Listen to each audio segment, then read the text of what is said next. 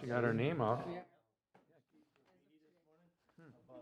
Different municipalities, how they're doing.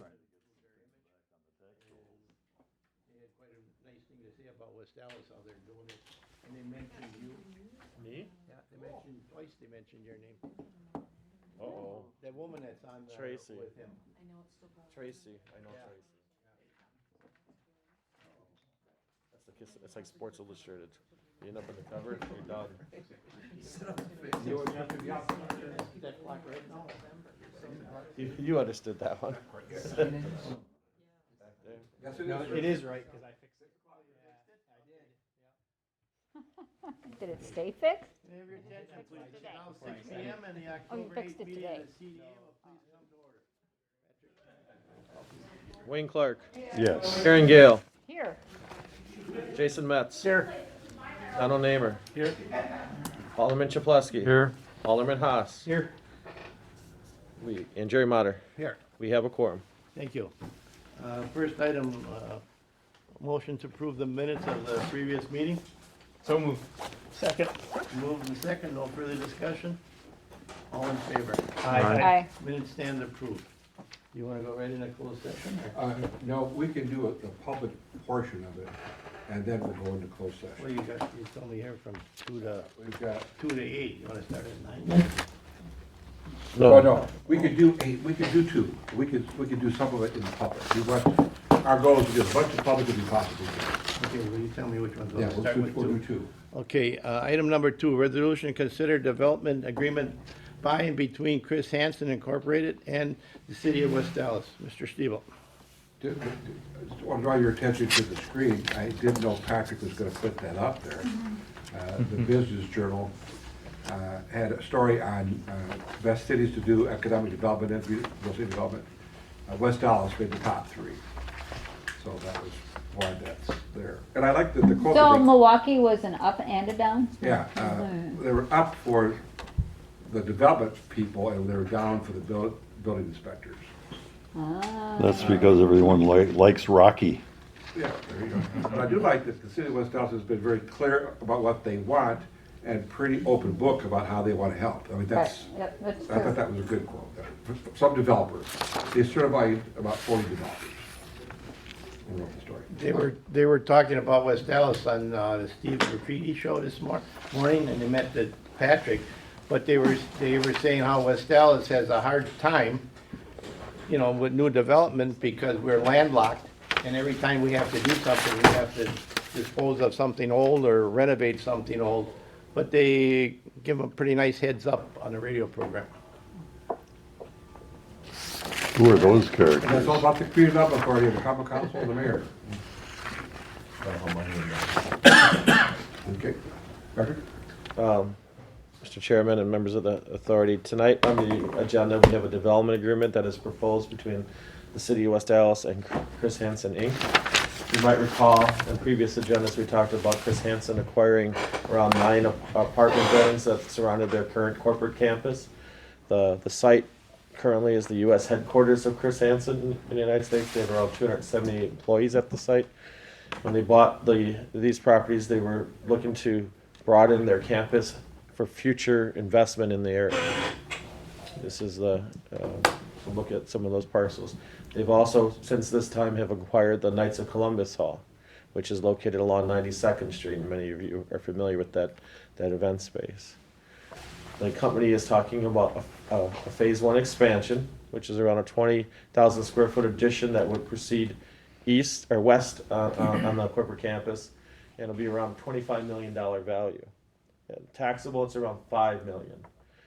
In the development agreement, they've outlined the developer intends to invest between 9 and 18 million. It's probably going to be more than that. There is in the development agreement a talk about a phase 2, but at this point, it's just substantial. And we will talk about that. Insignificant, but there is nothing to share publicly on that. The development agreement does say that over time, they look to add 100 full-time jobs to the site. Their timeline is December 31st. They have the Knights of Columbus demolished, construct in 2020, and be up and functioning by December 31st, 2022. If there's any type of future growth, we have a timeline in the development agreement that says if they look to get any type of economic incentive from the city, the construction must start before December 31st, 2025. One of the considerations within in the development agreement is that the city discussed the formation of a TIF district to help with financial assistance for the project. Now, the TIF is another item on the agenda, but just quickly, the phase one would generate $1.39 million over a 12-year period. Per our negotiations with Chris Hansen, we said we'd provide 12 years of TIF, and the first phase would be around $1.39 million. It would be a developer-funded TIF, so the developer or the company must perform to get the economic benefit of the TIF. So there's nothing where the city's paying any funds upfront for the TIF. There is administrative costs to create the TIF, and then administrative requirements to report on the TIF each year to the state, in which we would take those costs out as well as part of the audit. In order to, at the end of any consideration of the TIF, the developer must perform to obtain any of the financial benefit of the TIF. I can go into item number 3, Mr. Chairman, if you'd like. We just did. Oh, okay. I have another slide. Keep going. Keep going. Item number 3 here outlines, you can see the financial, well, maybe you can't see, but this is prepared by Ellers, our financial consultant on the TIF. Shows how they reached the $1.3 million of increment over the 12-year period. We have discussed this further in closed session. If you would read number 3. We just did the discussion relative to the creation of Texas Unified District number 18, South 92nd Street, off of Chris Hansen. We can go to 4 now. Okay, we go to item 4. Resolution to consider amendment, number 1, amendment to site plan to the development agreement by and between the City of West Allis and developers West Quarter East LLC and West Quarter West LLC regarding South 70th Corridor Development Project. Mr. Steele. Thank you, Mr. Chairman. On this project,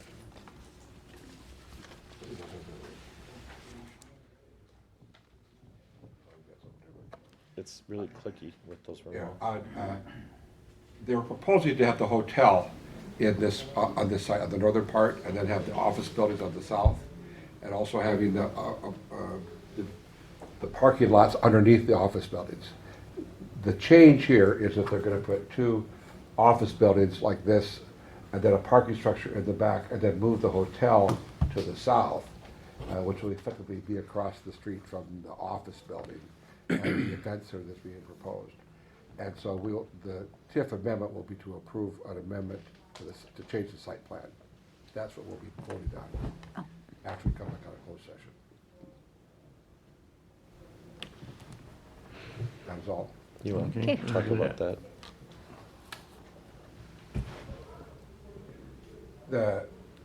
Also, as part of this project, they want to do a streetscape project along South 70th Street.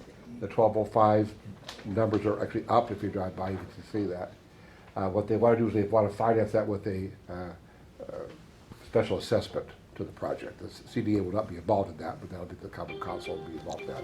But it's a public street right away, so we can do that.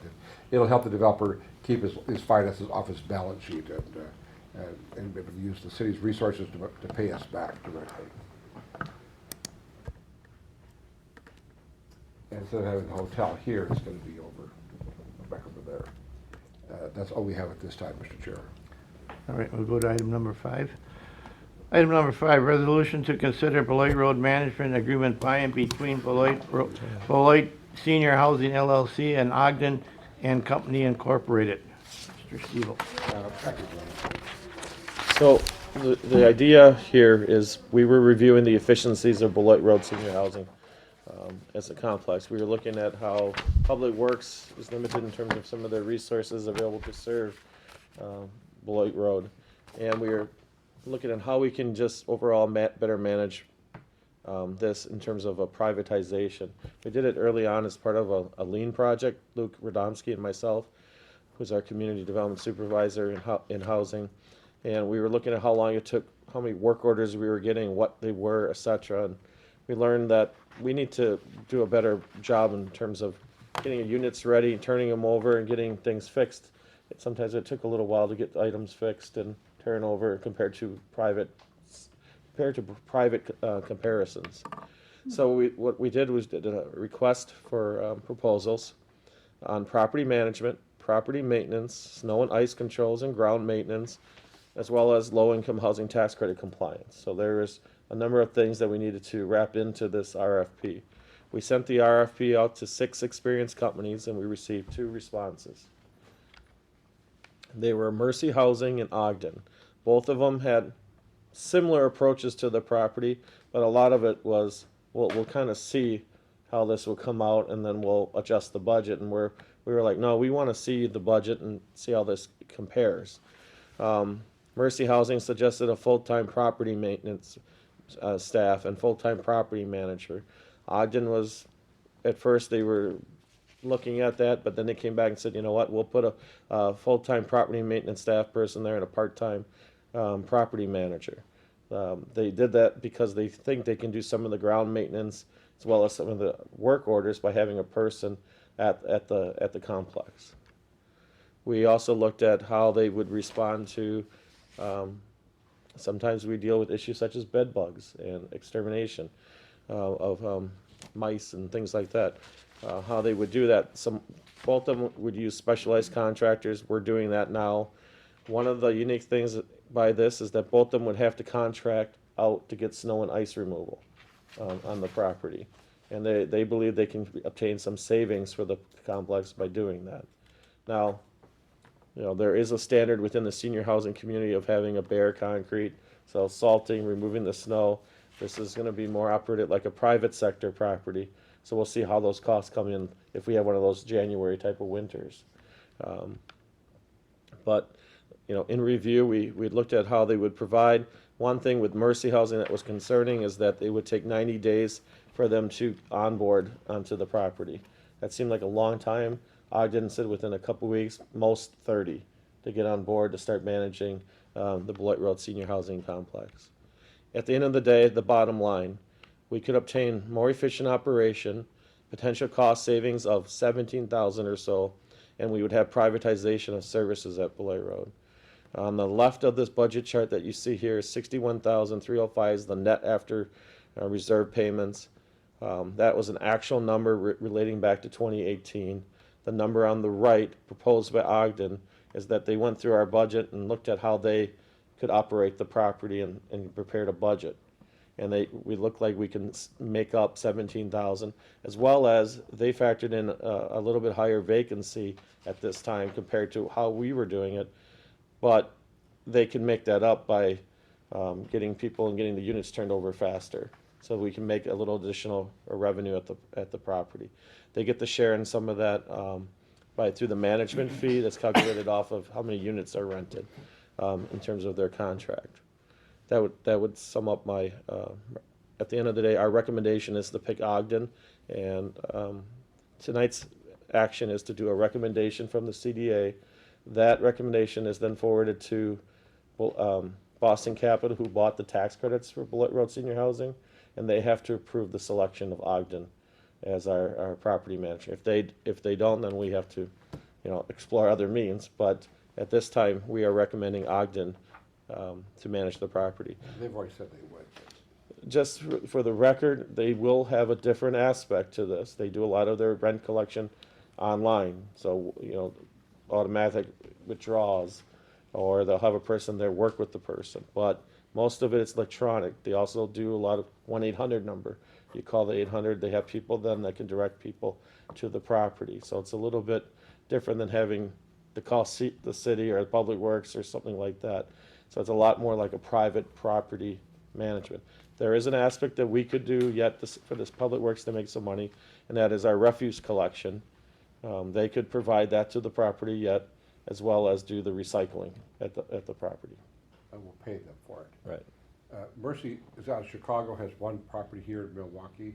Ogden has over 200 properties here in Milwaukee, so they've got the resources to be able to respond. I think even if it cost us more, the residents gonna get a quicker, better service, I think, than the public, that our Public Works Department has time to provide. Mr. Clark? Thank you. Patrick, the fact that there'll be a lot of technology or computer accessing for this activity, will that impact our senior citizens in that facility? In other words, the people there probably don't have the skills. I wouldn't necessarily say that. We do have Wi-Fi there, and some of them have contracted out to get their own Wi-Fi, as well as they come into the community center to use the computers. Well, and I would assume that if they're on any type of monthly payment, that's Right. going direct into their checking account. Correct. And so I would assume the rent would come directly out of their checking account. So from that perspective, they probably don't need to do anything. And they would work, and the people that from Ogden do this on many other properties, and they have the relationship building skills to work with the individuals that are at Beloit Road. There'll be So I would, there'll be automatic withdrawals. Automatic, right? there will be some change, but I say that because there's always that one person or couple people that might experience a technical change. Go ahead, Mr. And the panel that was empowered to work on this, I obviously know you and I know Chris, and I think have a high regard for her work. I'm delighted she was on there. Who are these other folks? Cindy, Robert, and Luke, what do they do? So Cindy works at Public Works, and she handles the sending out the painters, and sending people out to the property. So she was part of the work order side of what we were looking at. So we included her in terms of her experience with Beloit Road as part of the review. Luke oversees the day-to-day operations of our Section 8 voucher program, and we provide HAP payments to Beloit Road. And he also took on the responsibility of overseeing Beloit Road after Christy Johnson left. I'd move approval. I second it. Been moved for approval and second. Yeah, go ahead, please. Will the contract with Ogden have any risk sharing relative to collection rates or vacancy rates? So what you mean? No, we're pretty consistent in our occupancy. The only issue on occupancy is how long it would take Public Works to turn over a unit.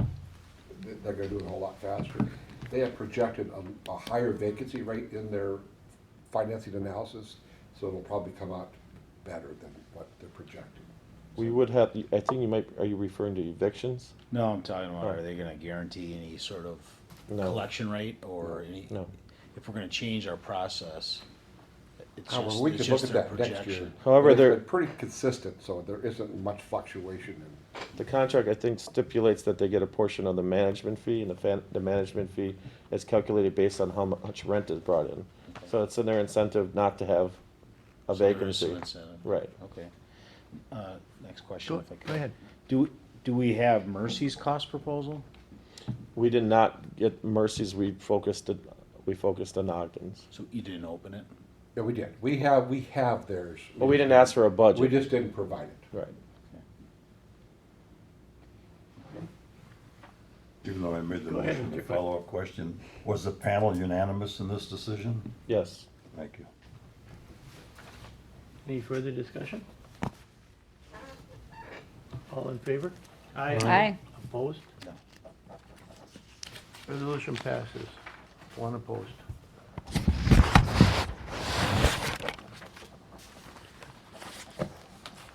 Done. We go to number 6. Then we go to, go right to 6. Pardon? Number 6. Yeah. Discussion relative to redevelopment of 11111 West Greenfield Avenue, former Pick and Save. Mr. Clark. Mr. Chairman, if we could hold that entire discussion to closed session. All right. Number 7, discussion relative to financial request by West Dallas Community Childe Care LLC for location at 6682 West Greenfield Avenue. Mr. Chairman, if we could hold that for closed session. Okay, number 8, discussion relative to the property located at 10620 West Greenfield Avenue. I think Mr. Chairman, what this is a discussion relative to the Burger King that's vacant on 106 and Greenfield Avenue. As you're well aware, it's been sitting vacant for a number of years. Burger King continues to pay the lease. The property is for sale in terms of the land that's under Burger King. It's an income property, so the family that owns it is collecting rent from Burger King. Even though Burger King does not operate there, they continue to pay a lease. So that's a land lease. So the building is technically owned by Burger King as well as the parcel to the west. So it's split the site, and that's owned by Burger King. We are reviewing on how to address this particular property and see how the city might possibly be involved, and we'll discuss that further in closed session.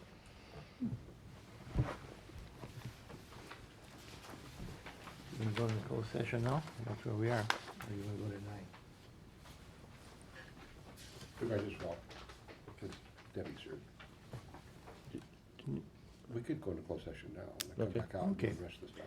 Okay.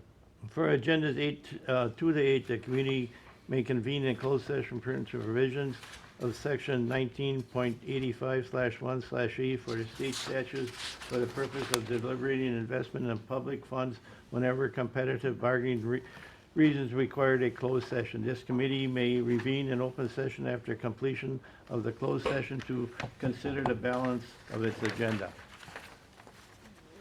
Make a motion, can we have a motion to go into closed So session? moved. Been moved in second. We still need a